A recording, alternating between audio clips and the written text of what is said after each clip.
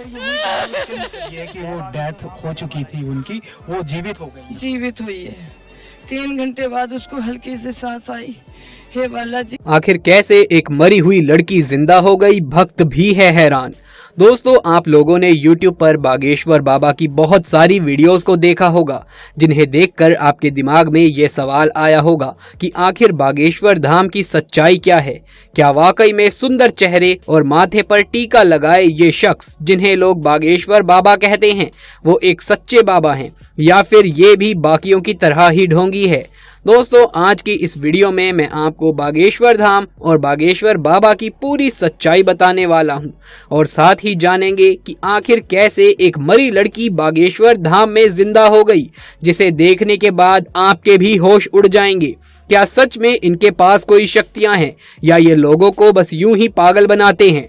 बस मेरे साथ वीडियो के एंड तक बने रहिएगा। लेकिन हाँ, वीडियो शुरू करने से पहले आपसे एक छोटी सी रिक्वेस्ट है कि चैनल को सब्सक्राइब जरूर कर लें और साइड में जो बेल आइकन दिख रहा है उसे भी दबा लें। दोस्तों, आजकल आपने इंटरनेट पर लंबे बालों वाले, माथे पर चंदन का टीका लगाए प्रवचन देने वाले इस शख्स के बारे में बहुत सुना होगा। आए दिन इनके वीडियोस आपने देखे होंगे, पर क्या आपको मालूम है कि ये कोई साधारण शख्स नहीं है, बल्कि इनके ऊपर स्वयं बालाजी यानी कि हनुमान जी की ही कृपा है, और इनके पास कुछ ऐसी शक्तियां हैं कि ये लोगों की मन की बात उनके बिना बोले ही जान लेते हैं, और उनकी समस्याओं को पहले से ही कागज पर लिख देते हैं, और आजकल तो ये भूत प्रेत भगाने के भी एक्सपर्ट बने हुए हैं। दोस्तों, बागेश्वर बाबा फेमस होने के लिए चमत्कार नहीं करते, बल्कि इनके चमत्कारों के कारण ही ये फेमस होते चले जा रहे हैं। दोस्तों, बालाजी बागेश्वर धाम की देश में ही नहीं बल्कि विदेशों में भी बहुत चर्चाएं सुनने को मिलती हैं, लेकिन बहुत से लोग बागेश्वर धाम में होने वाले चमत्कारों की सच्चाई नहीं जानते।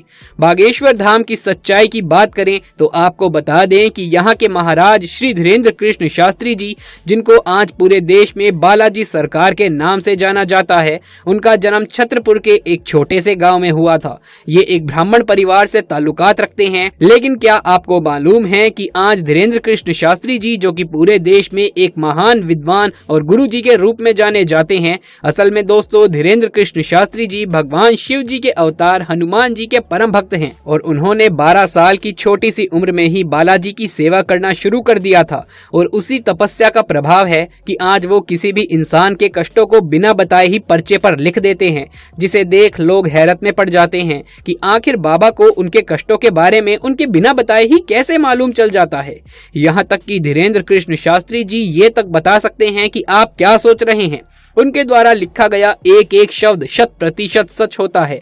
आज तक कोई भी उन्हें झूठा साबित नहीं कर पाया। जब ये बात लोगों के बीच प्रचलित हुई तो बड़े बड़े न्यूज चैनल वाले बागेश्वर महाराज की और उनके दिव्य दरबार की शक्तियों के बारे में जानने के लिए उनके धाम पहुंच गए, लेकिन मीडिया वालों की बोलती तो तब बंद हो गई जब खुद बागेश्वर बाबा ने उनकी पोल खोल कर रख दी, जिसके बाद मीडिया वालों को बागेश्वर धाम से नतमस्तक होकर उल्टे पांव वापस लौटना पड़ा। हालांकि वो साथ में बागेश्वर बालाजी महाराज से आशीर्वाद लेकर भी आए।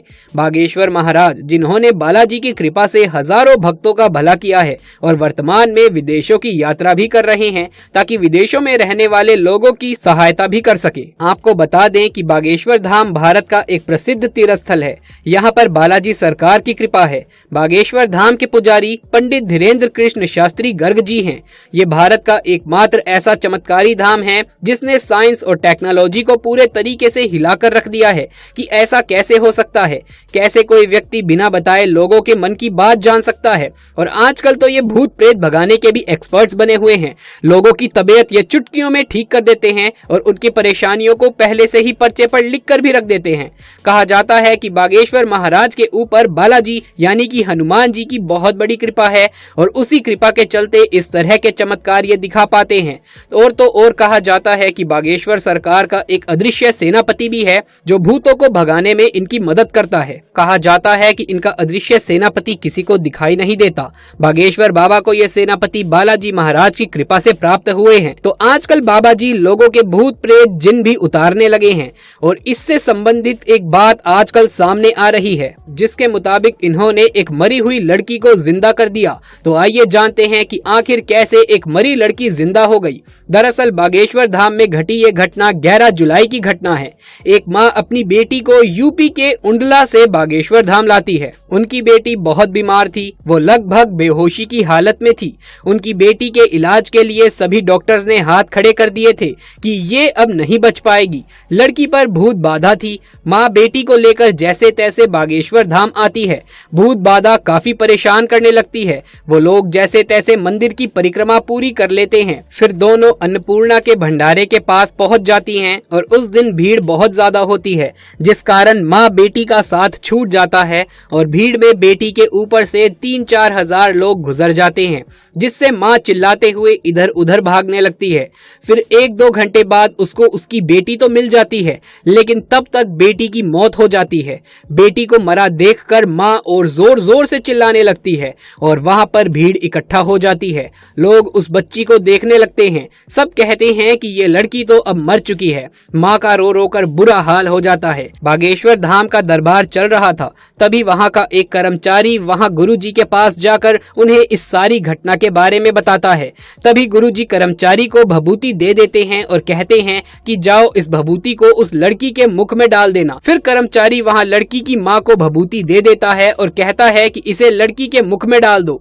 माँ जैसे ही बच्ची के मुख में भभूति डालती है तो उसके 3 घंटे बाद उसकी सांस चलने लगती है और लड़की सीताराम बोलते हुए खड़ी हो जाती है। अब इस बात में कितनी सच्चाई है ये तो हम नहीं कह सकते, लेकिन हाँ दोस्तों, ये चमत्कार, ये शक्तियाँ इनके अंदर यूं ही नहीं आई हैं, बल्कि इसके लिए धीरेन्द्र कृष्ण शास्त्री जी ने कठोर परिश्रम किया है। तब जाकर वो बागेश्वर महाराज के तौर पर पूरी दुनिया में प्रसिद्ध हैं।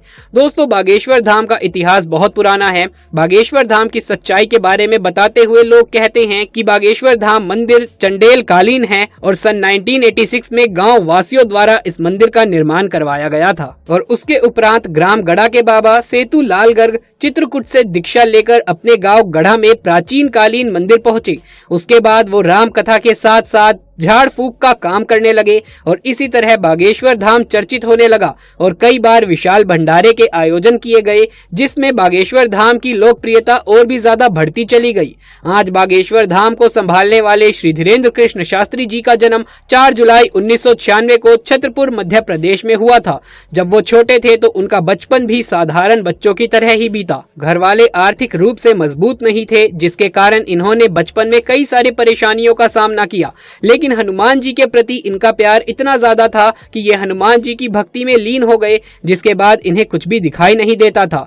सालों तक इन्होंने हनुमान जी की भक्ति करी और आज हम सभी उस भक्ति का परिणाम देख सकते हैं, जहां बागेश्वर महाराज अपने भक्तों को अपनी शक्ति से एक नया जीवन दे देते हैं, उनके दुख तकलीफ दूर कर देते हैं, उनके जीवन से जुड़ी सच्चाई उनके सामने रखते हैं ताकि ज्यादा से ज्यादा लोग चिंता मुक्त होकर बेहतर जीवन जी सके। यही बागेश्वर महाराज का एकमात्र उद्देश्य है कि वो जितने लोगों का हो सके उतने ज्यादा लोगों का उद्धार करें और लोगों को जीवन की सही राह पर लाकर खड़ा कर दें।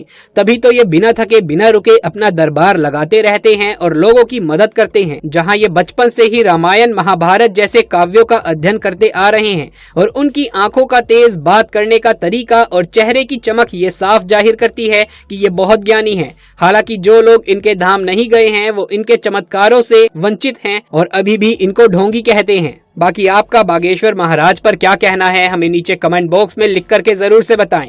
यदि ये वीडियो पसंद आया हो तो इसे एक लाइक करके अपने दोस्तों और रिश्तेदारों में ज्यादा से ज्यादा शेयर कर दें। कमेंट बॉक्स में जय बागेश्वर धाम लिखना बिल्कुल भी ना भूलें। आगे भी ऐसे वीडियोस देखते रहने के लिए चैनल को सब्सक्राइब कर लें। जल्द मुलाकात होगी आपसे किसी अगली वीडियो में, तब तक के लिए आप सभी का धन्यवाद।